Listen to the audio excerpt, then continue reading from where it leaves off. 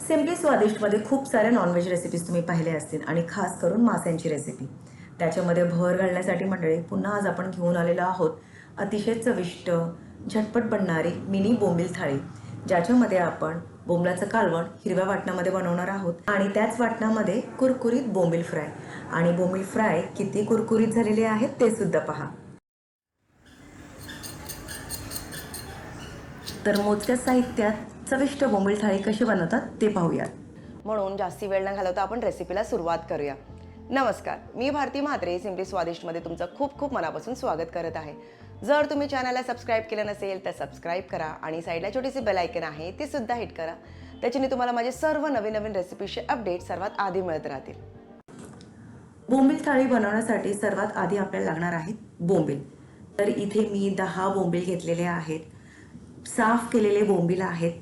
वरती छोटे छोटे जे खौल असतात ती काढलेली आहे.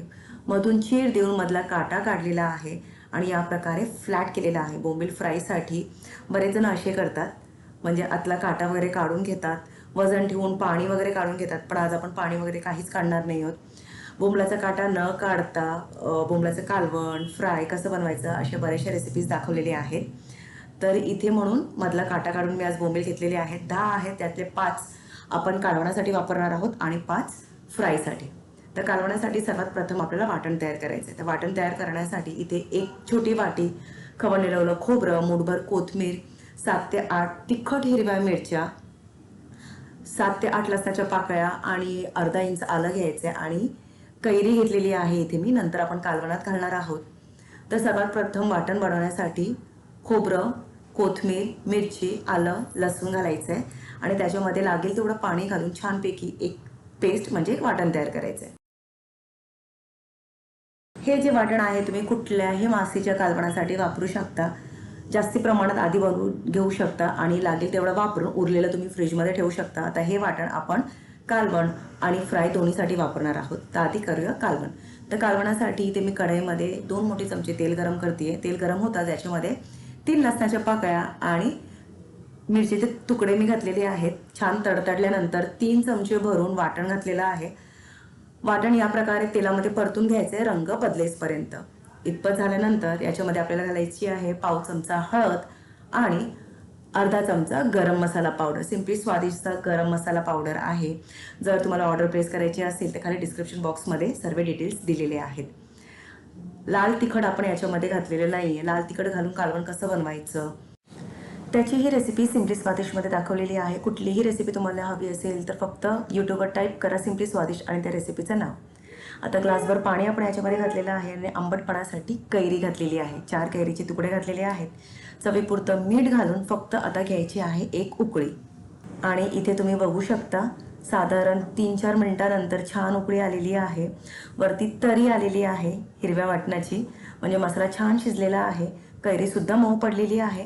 आता याच्यामध्ये फक्त आपल्याला सोडायचे आहेत बोंबलाचे तुकडे. तर अख्खं जे बोंबील होतं त्याचे फक्त 2 भाग मी केलेले आहेत. बोंबील रश्श्यामध्ये सोडल्यानंतर पळीने हलवायचं नाही. फक्त हलक्या हाताने असं सरळ करायचं आहे आणि झाकण देऊन पुन्हा 3 ते 4 मिनिटं उकळी घ्यायची आहे, जास्ती नाही. कारण बोंबील पटकन शिजतात, जास्ती वेळ लागत नाही. बोंबलाचं कालवण मॅक्झिमम 10 मिनिटाच्या आतच तयार होतं, फक्त वाटण शिजवण्यापुरता आणि बोंबील घातल्यानंतर एक उकळी येईसपर्यंत. तर इथे उकळी आलेली आहे मंडळी आणि आपलं मस्त हिरवं बोंबलाचा कालवण तयार आहे. हे बघा, बोंबलाचे तुकडे छान शिजलेले आहेत. पूर्णपणे गळालेले नाही आहेत कारण आपण ओव्हरकुक केलेलं नाही आहे. पुरेसा रस्सा आहे. जर तुम्हाला जास्ती रस्सा हवा असेल तर जास्ती पाणी तुम्ही याच्यामध्ये घालू शकता आणि वाटणसुद्धा वाढवू शकता. तर मंडळी बोंबलाचं कालवण तर तयार झालेलं आहे. आता आपण बोंबील फ्राय बघूया. तर त्यासाठी इथे 5 बोंबील घेतलेले आहेत. त्याला फक्त लावायची आहे आपल्याला हळद आणि चवीपुरतं मीठ. आधी हे चोळून घेऊया. तुम्हाला हवं असेल, वेळ असेल तुमच्याकडे तर 10 मिनिटं हळद आणि मीठ लावून साईडला ठेवून द्या मॅरिनेट होण्यासाठी, म्हणजे मीठ चांगल्यापैकी मुरेल. आणि जर घाई असेल तर पटकन असं लावलं तरी चालेल. आता याला लावायचं आहे आपण तयार केलेलं वाटण. जर तुम्हाला थोडंसं तिखट हवं असेल तर इथे तुम्ही थोडंसं लाल तिखट घालू शकता जर तुम्हाला हवं असेल तर. पण फक्त तुम्हाला हिरवा वाटण्याची चव घ्यायची असेल तर मंडळी फक्त हिरवा वाटण लावा, छान लागतं. तर या प्रकारे दोन्ही बाजूला छानपैकी लावून घ्या.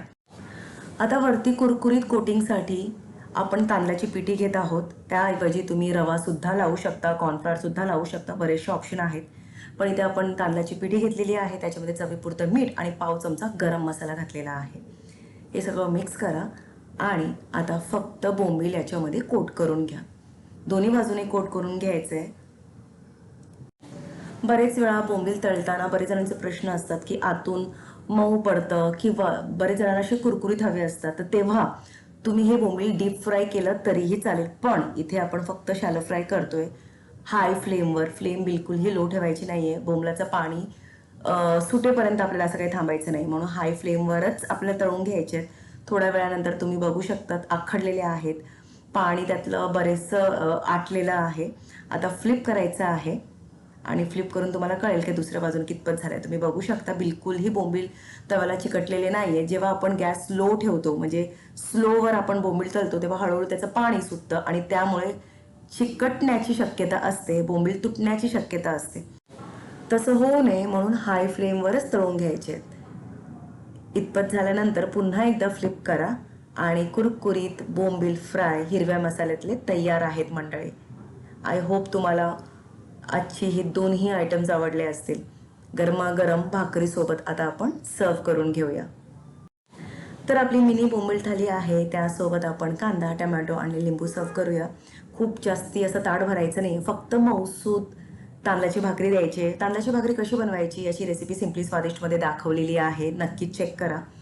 आणि गरमागरम बोंबलाचं कालवण हिरवा वाटणामध्ये आणि ते सुद्धा कैरी घालून आणि त्याचसोबत आपले कुरकुरीत बोंबील. छोटे छोटे बोंबील आहेत म्हणून तुम्ही लागेल तेवढं तुम्ही सर्व करू शकता, लागेल तेवढं तुम्ही तळून घेऊ शकता.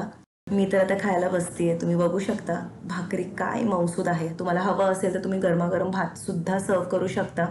बोंबलाच्या कालवणासोबत गरमागरम इंद्रायणी भात जबरदस्त लागतो मंडळी. पण मी भाकरीसोबत खाते आणि त्याचसोबत मी तुम्हाला दाखवते की आपले बोंबील किती कुरकुरीत झालेले आहेत. हे बघा, झालेत ना कुरकुरीत. म्हणजे थोड्या वेळानंतर थंड होतात तेव्हा मऊ पडतात, पण हे बोंबील मऊसुद्धा पडत नाही बघा. तर मंडळी आय होप तुम्हाला आजची ही रेसिपी आवडली असेल. तुम्ही सुद्धा बनवा, स्वतःही खा आणि सर्वांना खायला द्या. आणि आवडल्यास लाईक, शेअर, सबस्क्राईब आणि कमेंट करायला बाकी विसरू नका. आणि पाहत राहा सिम्पली स्वादिष्ट. आजचा हा व्हिडिओ वेळ काढून पाहिल्याबद्दल खूप खूप धन्यवाद आणि भेटूया पुढच्या व्हिडिओमध्ये. Till then bye bye.